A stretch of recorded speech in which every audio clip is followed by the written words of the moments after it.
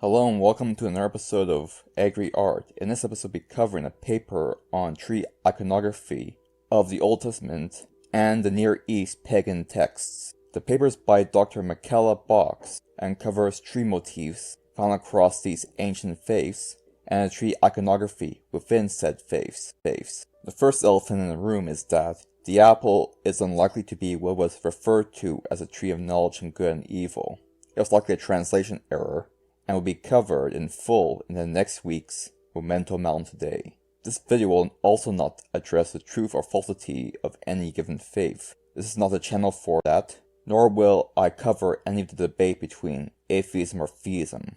This video will be strictly covering the tree iconography and its use within these ancient texts as themes and motifs. Nothing more and nothing less. With that out of the way, let's get started. Although the apple is likely not the tree of knowledge and good and evil, the apple did play a role in biblical texts. Within the last section of the Hebrew Bible, there's a text known as the Song of Songs, or the Canticles of Canticles. This was a series of poems between King Solomon and his lover.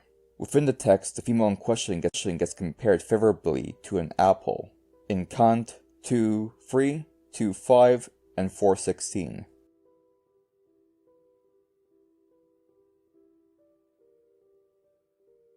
Hello, I just want to let you know, if you want to fund this channel, you can do so on the platforms seen in the description below.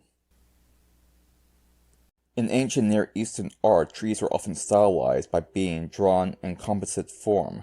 Palm trees, terebrins, sycamores, pines, and cedars were common trees depicted across all ancient Near Eastern faiths. Mythological trees were often created by taking one of these trees and depicting them with flowers of either lotuses or pomegranates.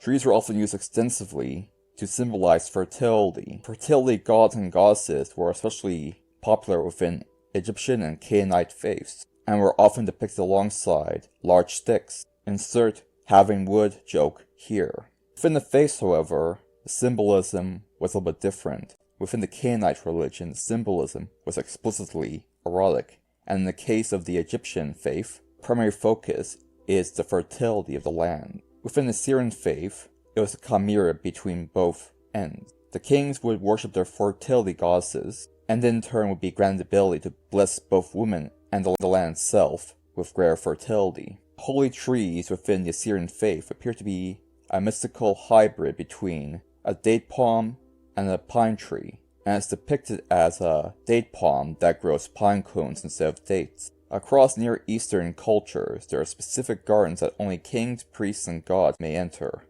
Within these pagan religions, it is said that the gods would meet people of importance to personally provide counsel. Such gardens would have olives, pines, cypresses, oaks, laurels, and /or fruit trees.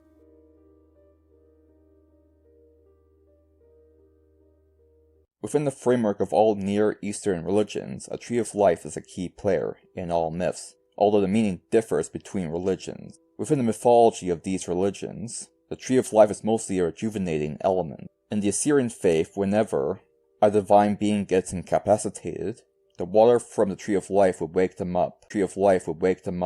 In the Sumerian religion, there's also a tree of life, although it would only extend the lifespan of the individual that consumes it. Within the context of the Sumerian religion, the immortality of both body and spirit are the sole domain of the divine, and the divine do not share. In Egypt, the tree of life is simply a magic tree used to create life, and the tree of life within a biblical context is already well known.